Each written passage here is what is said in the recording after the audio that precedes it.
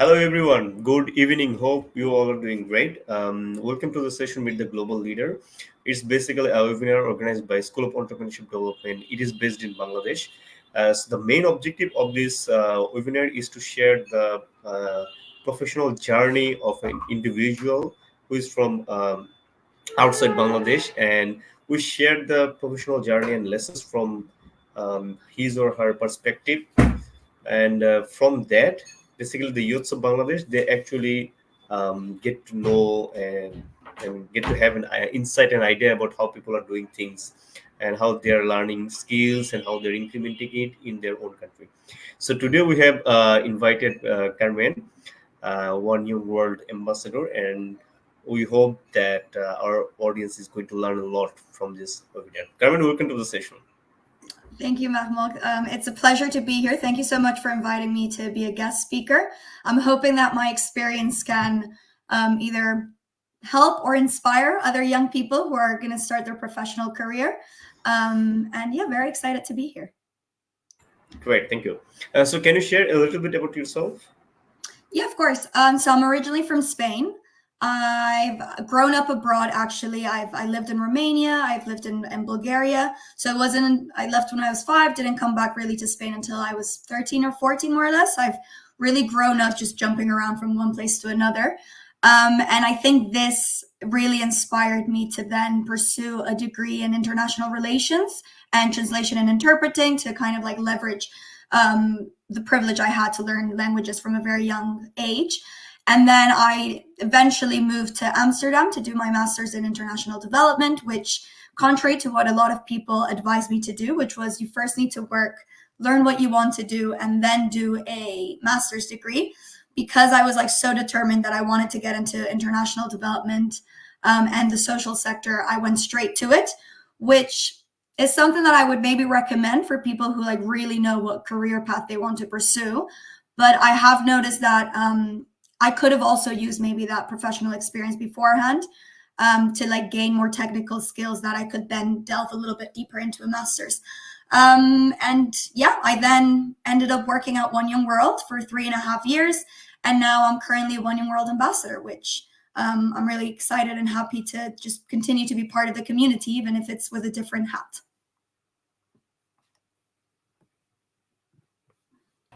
Great. So we, like international standard insights to know. When you were a student, what were the activities you engaged yourself in? I think, well, volunteer work and internships were the main ones. Yeah. Through my university degree, I had the opportunity to actually carry out 2 different types of internships. And I think that was, if the university offers it, I would encourage anyone who's a student to actually do and take on that experience and opportunity, because it allows you to get a little bit of an insight into what the professional world is like and just start developing really basic but important skills like, I don't know, organization, time management. I also was able to like participate in research and reports writing. So I think those were definitely very useful later on in my career, as well as like for my university degree.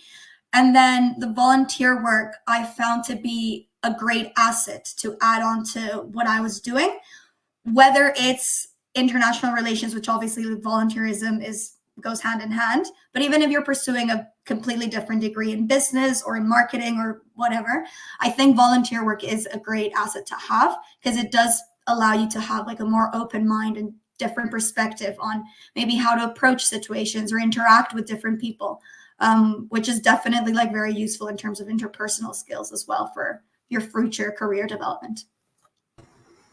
Great. Through volunteering activities, did you find it useful, or like sometimes it differs? Because in general in Bangladesh, sometimes students think like doing volunteering works is going to hamper their study, which eventually not. How did you actually manage your time, like doing volunteering activities and your study, and also what skills did you develop by doing those volunteering works? So I think time management is a key one and a difficult one. I also, during uni, had a very active social life because I was studying here in Spain. So I had my family, my friends. So it was hard to balance everything out. But I think even at a young age, it's difficult to understand like what are my priorities and what is important. So I think taking time to actually think, okay, if I want to do volunteer work, maybe I need to sacrifice other bits that are equally as important, but this is something that will add a lot of like enrichness to my personal and professional life. So I mean, my volunteer work was 2 times a week for like an hour and a half. So it's really not that much time. It's maybe an hour and a half of just being sitting down on a couch and just chilling. So instead of doing that, you can like put that time to a better use. So I really would encourage people to just like try and actively be very proactive about it, because it can be tricky. And sometimes when you're home, you're like, oh, I really don't want to go. But once you do it, it's so rewarding that it's definitely worth it. And in terms of the skills that I honed, I'd say, I think with the volunteer work, a lot of it was more like soft skills and interpersonal skills, like empathy, teamwork, patience, understanding, and like listening to other people. So my volunteer work experience was working for a nonprofit that supports women who suffered from human trafficking and sexual exploitation.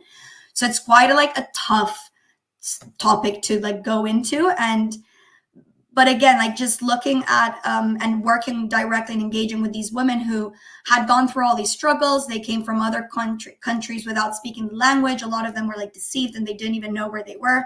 And then being able to just interact with them and support them, whether it was through workshops or helping them just in translation, and looking at their positiveness and optimism and like excitement of like just wanting to do something and like learning the language and trying to find a job, or just, it was really, really inspiring. So I think the soft skills were a key part of the volunteer work.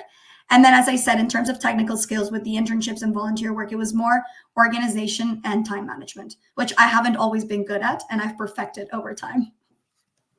Definitely, it's important. And yeah, very powerful thing that actually people can learn. One of the powerful things is very important thing through volunteering work.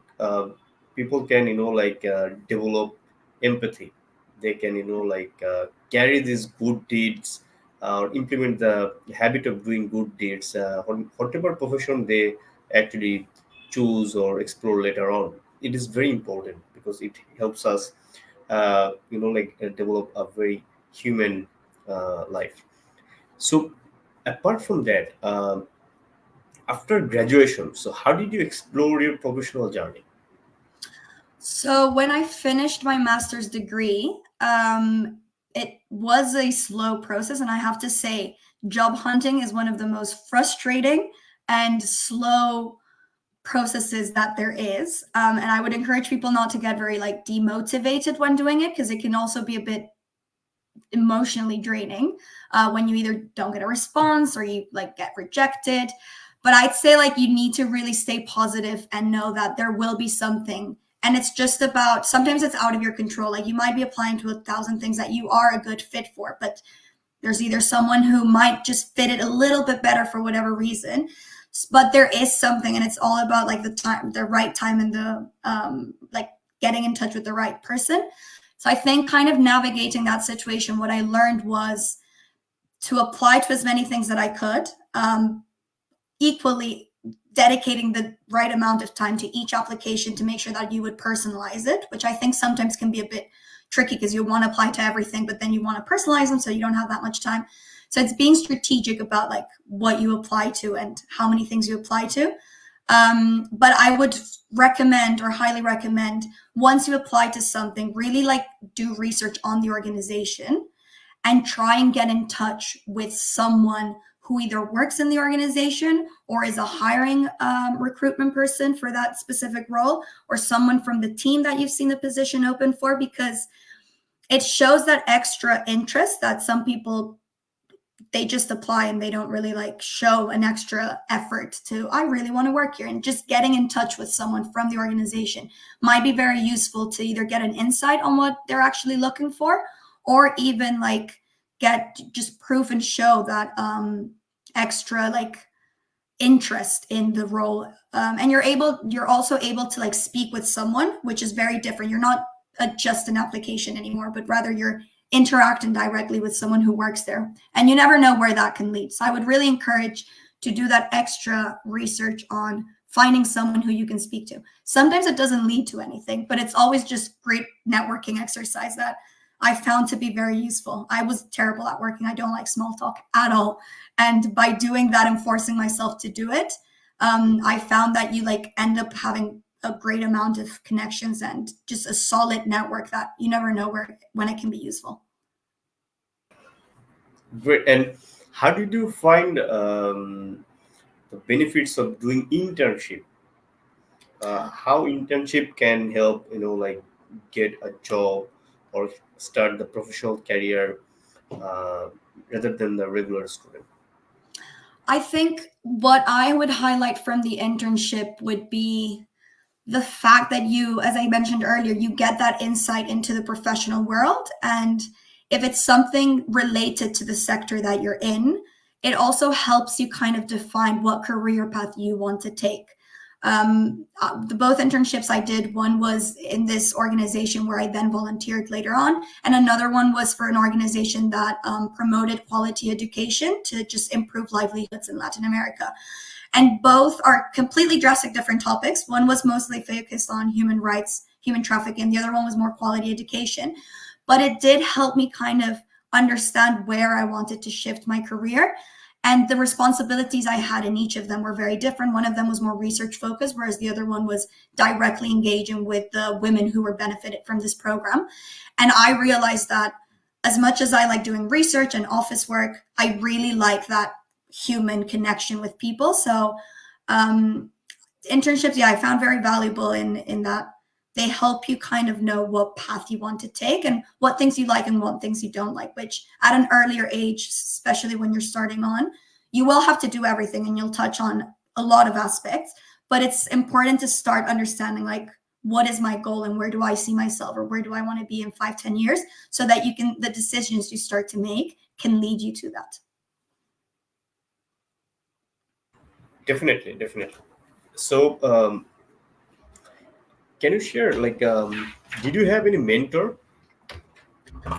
I didn't during my university per se. I've had two professors whilst I was at uni that I really admired, and I think they were both courses that I enjoyed the most. So I kind of took them as my mentors, and I went to them for all the advice. So one of them was my professor in human rights. The other one was my professor on regional studies, Latin America, where we touched a lot of like forced migration issues. And anything related or like career wise, I would really go for them for advice. And they have been very, very helpful in the last years. And then recently at One Young World, I'd say my supervisor was definitely one of the biggest mentors that I've had. It was kind of a mutual thing, but he really, really helped me like guide my professional journey within One Young World and then beyond. So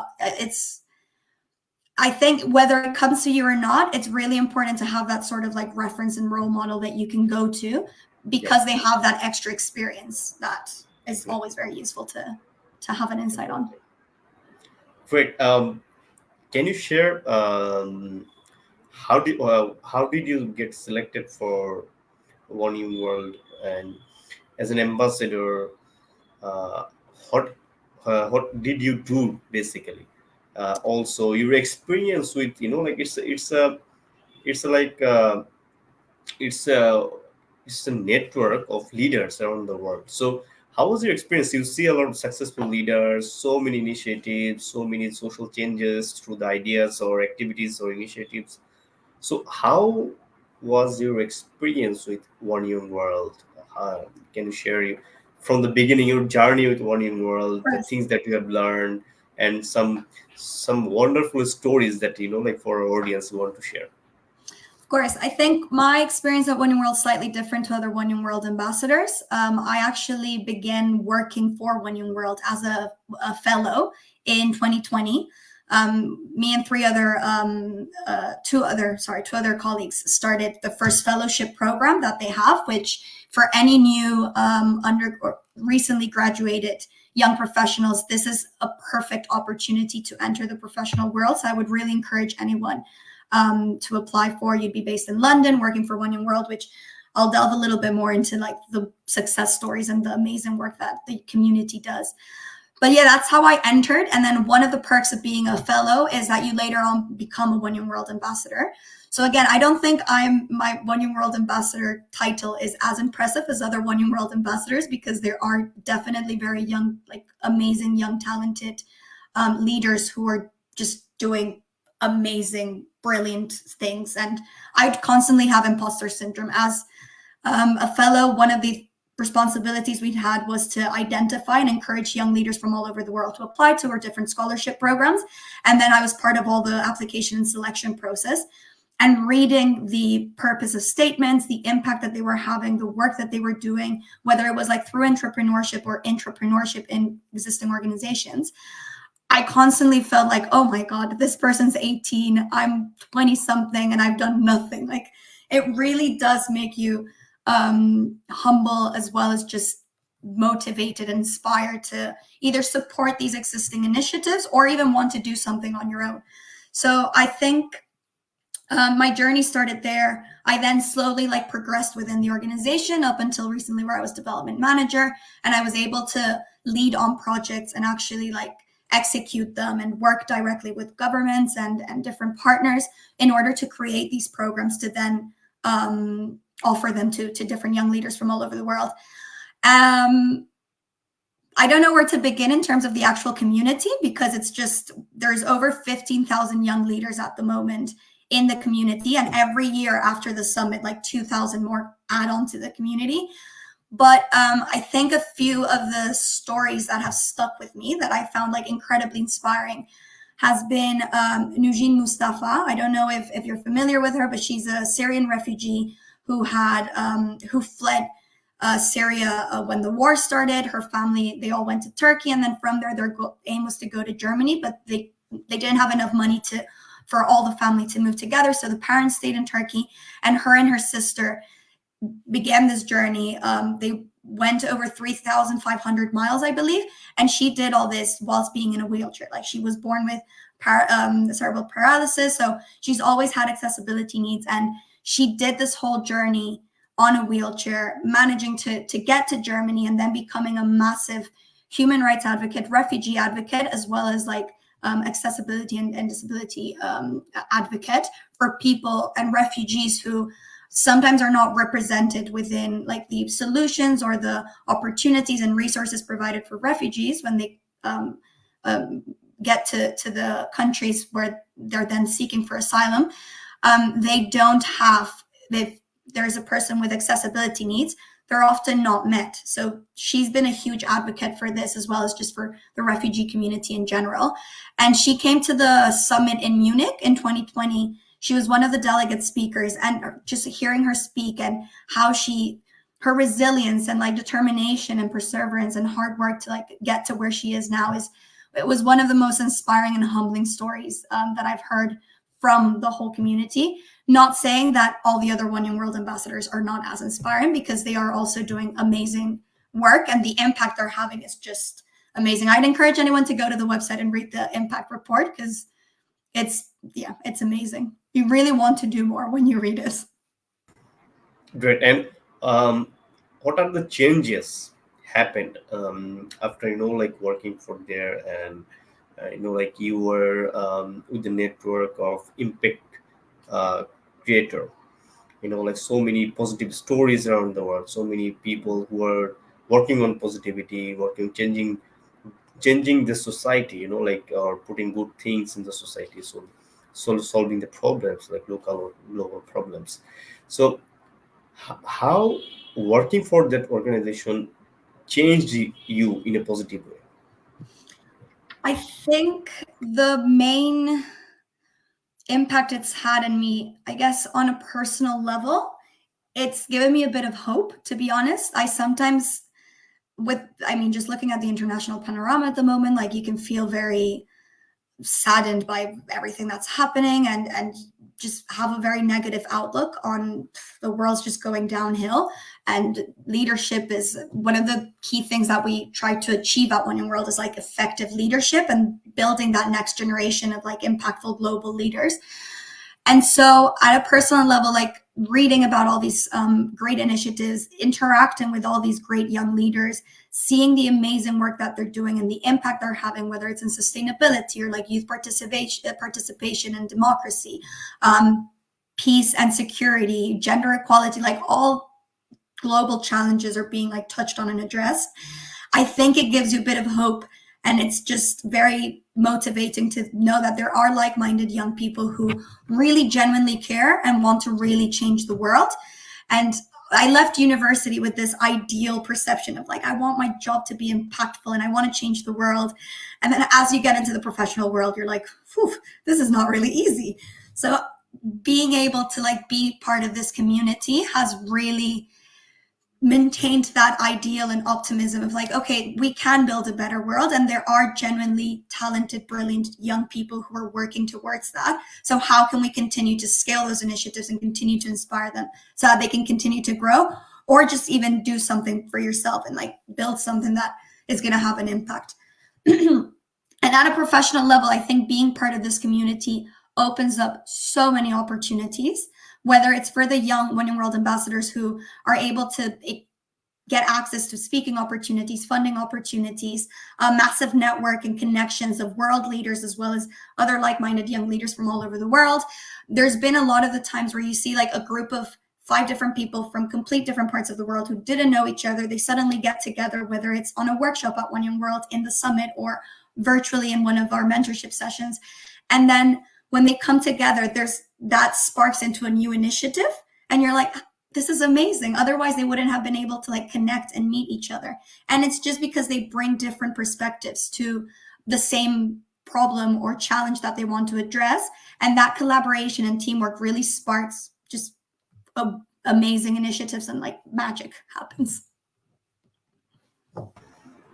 That is very true, because positivity spreads so fast when you are with people who thinks positive, Mhm. who do impactful things for the society, who care about people, about the world, about the community and the country. Immediately it is going to transform into you. It is going to transfer to you, Mhm. and you will be turned into that person. But this is very important thing, like it's, and also like I sometimes watch so many like discussions on YouTube regarding this One Young World initiative and activities. It's so amazing, the ideas, like in Yeah. uh, bringing all the young leaders around the world who are creating impact in the society. It's like a Uh, domino it effect.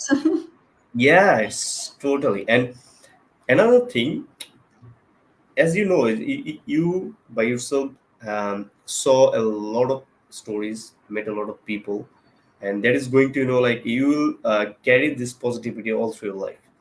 Um, Apart from that, what do you think? I mean, you had also an experience. Yeah, you also worked on research. You did some research, like research work. So, how do you see that research skill? How do you see it? I mean, how it is going to benefit you, or if anyone has this skill, how this research skill can help anyone in any sector, professional sector they can explore. So I did, through my master's, I did a fieldwork research for 3 months. I was in Brazil working for an informal, gathering data in an informal community on and exploring the social and rural development of alternative food production systems in these informal communities of displaced small family farmers, as well as just vulnerable groups that went to this community as like an alternative living style.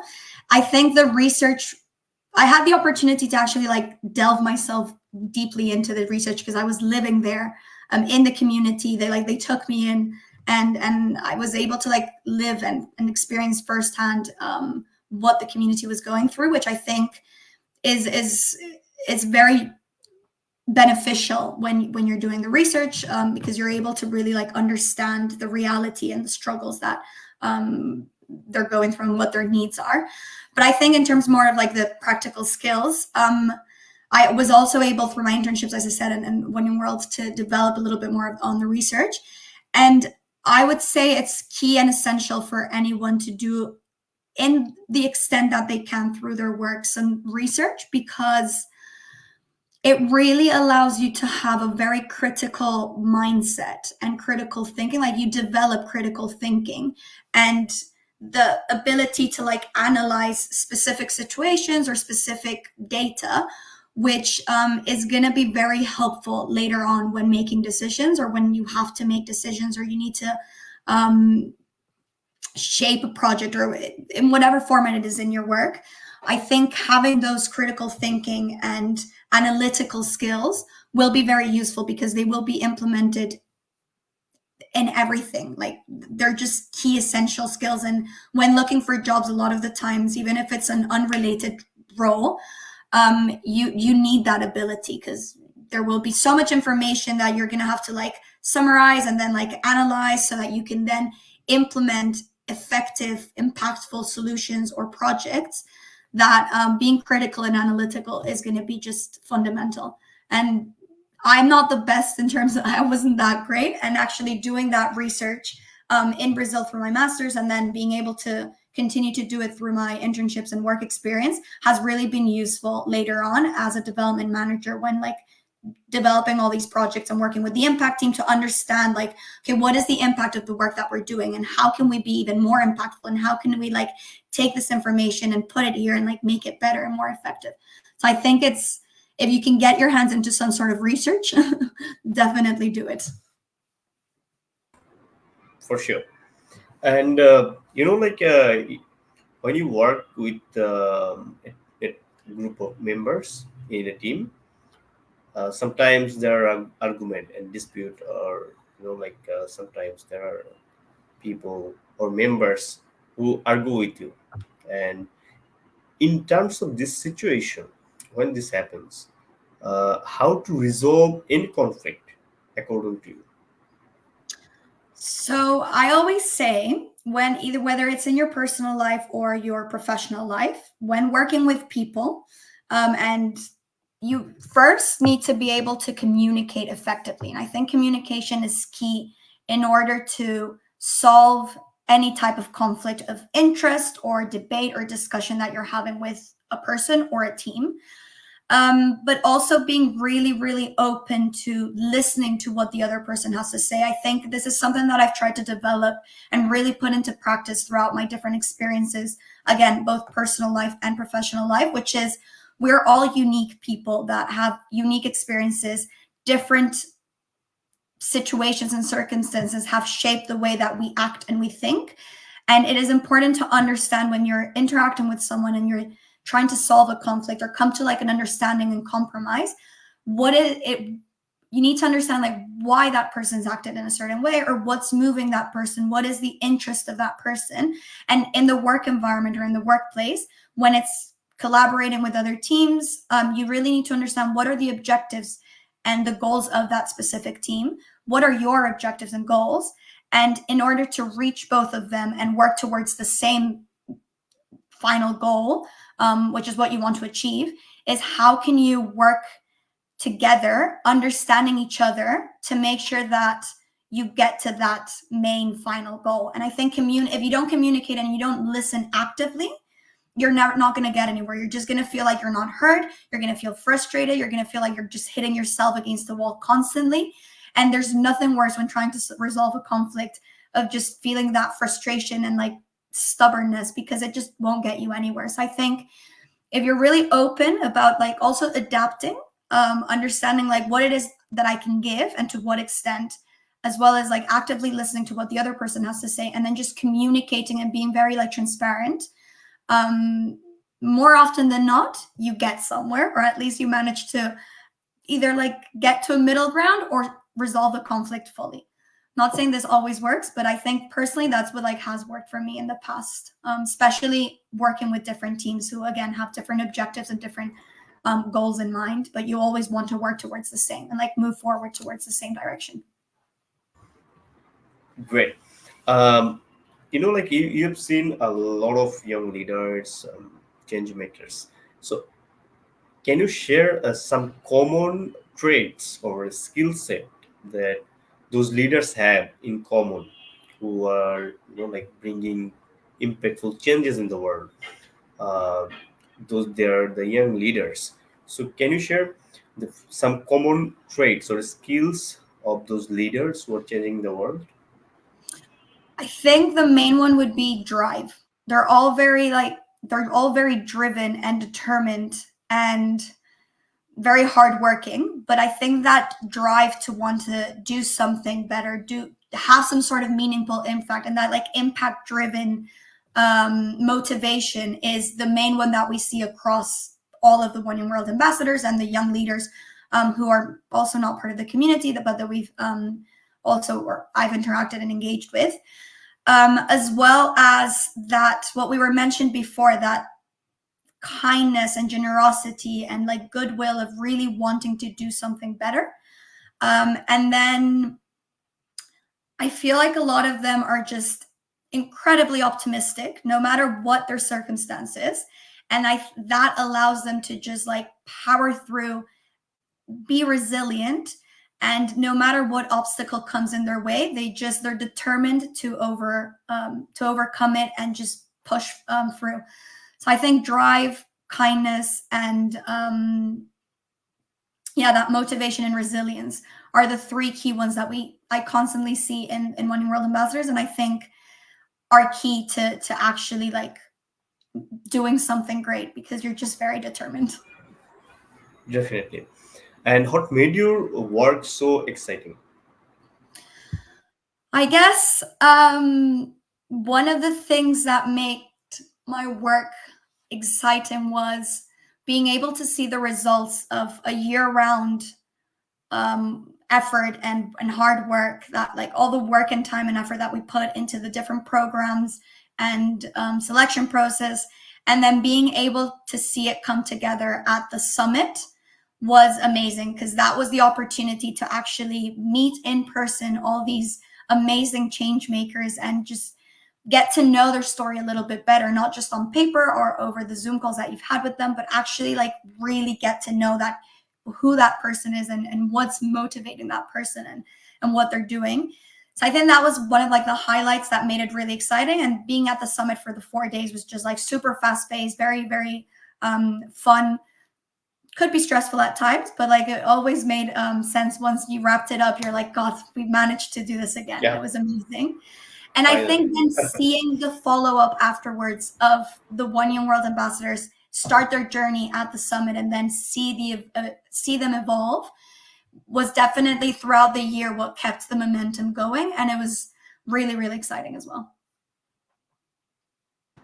So if you look back, can you mention two or three skills or more skills that you develop through working with One New World? Yeah, of course. I think more of the technical part of it in terms of the responsibilities I had. I was able to develop a lot of project management skills, which I think it goes hand in hand again with the organizational time management and just interpersonal team collaboration skills. So I was very grateful to have the opportunity to like lead on specific projects from start to finish, which also like involved then a lot of like monitoring and evaluation, which I find that is very useful. And it links very well to the research skills that we mentioned before. It gives you that like critical and analytical skill that will be very useful in terms of professional career. And then I think, I mean, I touched on so many already. Like it was, the Yeah, technical yeah, aspect was organization, time management, interpersonal skills, and just analytical and critical thinking. great. So, as you know, like you have experience studying in an international university, working for a organization that has like global outreach. So, working with like people almost like from different countries. What do you think? I mean, who are in university right now, who are students, how they should develop, or what are the skills they should develop before graduation, so that they can, after graduation, they can go for the professional or entrepreneurial sector or whatever they want to do. They can start earlier rather than in general. Like sometimes job hunting, or Hmm. like if anyone wants to be an entrepreneur, it is a, yeah, it's a long journey. So when they are a student, if they decide what they want to do, and based on that, they develop some skill sets before graduation, it is going to help them a lot. So can you share some key skills university students should develop before graduation? I think being very proactive, which is something that I've also learned through, well, university, but as well as working at Winning World, is just being very proactive about things that you want to do and like getting yourself ahead. So as you said, like if you're in your last year of university, whether you want to entrepreneur, or like lead the entrepreneurship journey, or just work for a company organization, being really proactive in advance and just making it happen a little bit in terms of like going out there and looking at the different opportunities, reaching out to people, start to build a solid network that will help you later on, when entering the professional world or even in your professional journey, as well as just networking. I feel like it links very well, but networking is key, I think. And it's not always a easy skill to have, and it doesn't come natural to everyone. But I think you really just need to force yourself to get yourself out there and put yourself out there to speak to different people and gain insight on different people who are working on diverse set of sectors or within the sector that you want to enter. And especially for entrepreneurs, I find that the more you build a solid network around you and like a solid environment and community, it will be very helpful later on because you won't feel as lonely maybe in the journey. And you might find it very useful to learn from other people who have already started that journey, and you can learn from their mistakes and what they've done right, what has worked for them. So I think building a solid network around you is a very useful thing to start doing at university and then continue to build that on throughout your whole professional career. And then finally, I think, yeah, as I said, just be very proactive and start get your ahead of yourself. I think that would be like the main thing. Definitely, Carmen, thank you so much. I mean, your journey or the things that you have learned all through from your university, from your work activities, volunteering work, or whatever you did so far, you know like sharing lessons based on your work, and spreading this lesson, your learnings, so that your experiences, yeah, people can picture and visualize how to decide how to be future ready. This is the main thing that we want to share, and the insights you have shared within this short time is very, very powerful, because this is the thing, like maybe you also Bangladesh, they knows what is going on inside the country, but when they know and hear the stories of or journey of an individual from another country, it's actually let them happen how people think outside their own country, how they work, how they think, and the way they perceive anything is very important to them. So it's a learning platform, and people know, people learn, and they study and they explore, and it helps them to create an awareness among them to explore, study, and develop skills when there is while they are studying. So thank you so much, Carmen, on behalf of School of Entrepreneurship Development, for giving your time and sharing a wonderful story and your journey also, and some insights and advice. We wish you very best of luck, and we hope that in coming days we'll do something together. Perfect. Thank you so much for having me. I just want to leave with something that came to my mind as well, which Sure. is that I think whilst doing at uni, it's important to look for opportunities.